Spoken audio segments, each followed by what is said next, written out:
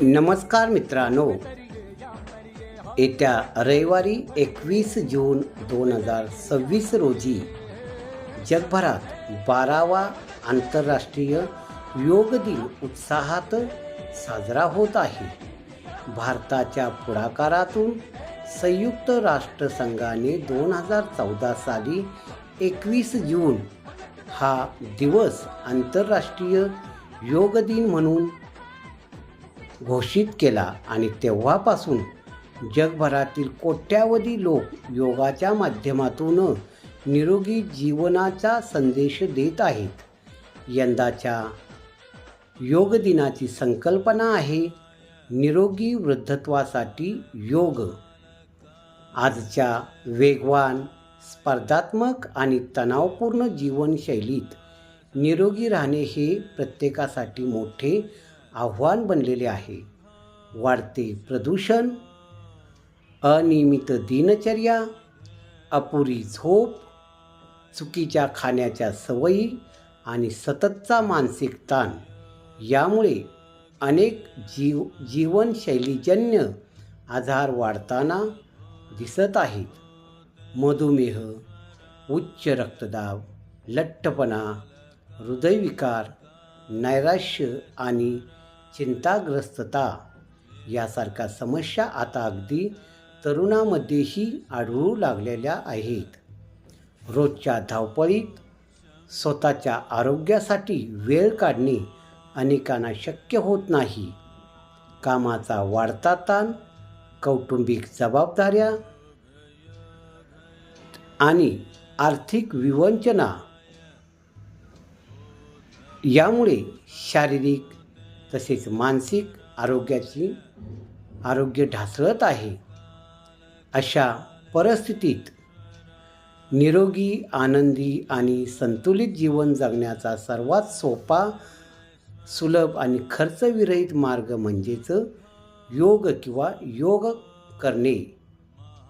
योगासाठी महागडी साधने लागत नाहीत, जिम लागत नाही किंवा मोठे मैदानही आवश्यक नसते. घरातील एखादा शांत कोपरा आणि दिवसभरातील 30 मिनिटे जर आपण दिली तर एवढा वेळ पुरेसा ठरतो. म्हणूनच आज योग हा प्रत्येक कुटुंबाच्या आरोग्याचा आधार बनू शकतो.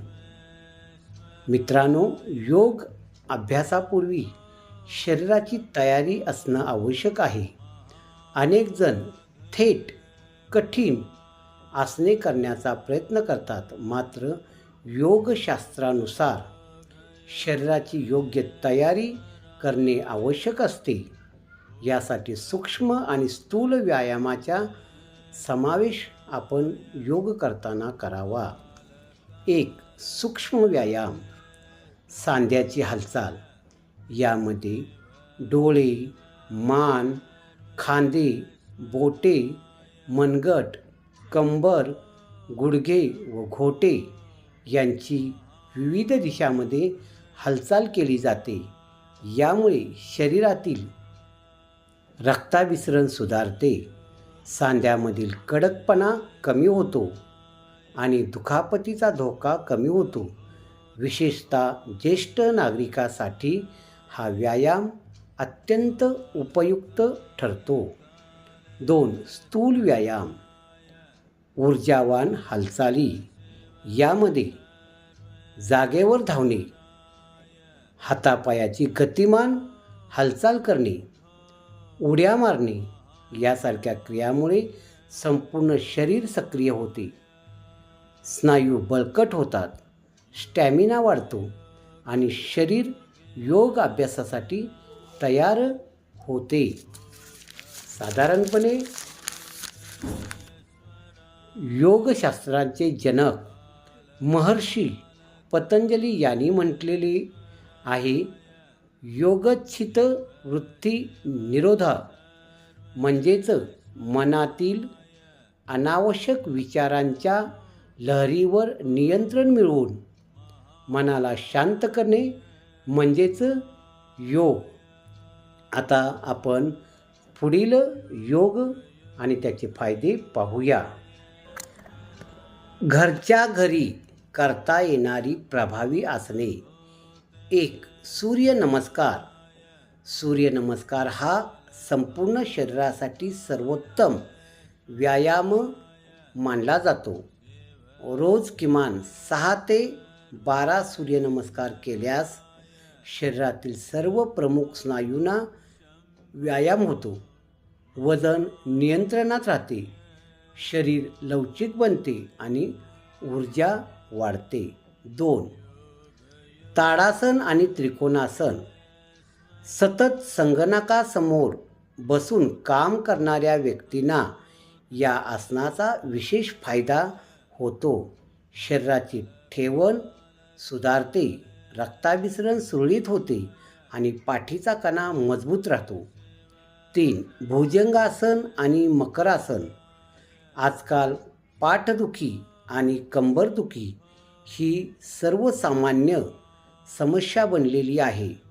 भुजंगासनामध्ये पाठीचे स्नायू मजबूत होतात, तर मकर आसनमध्ये शरीराला विश्रांती देऊन तणाव कमी करते.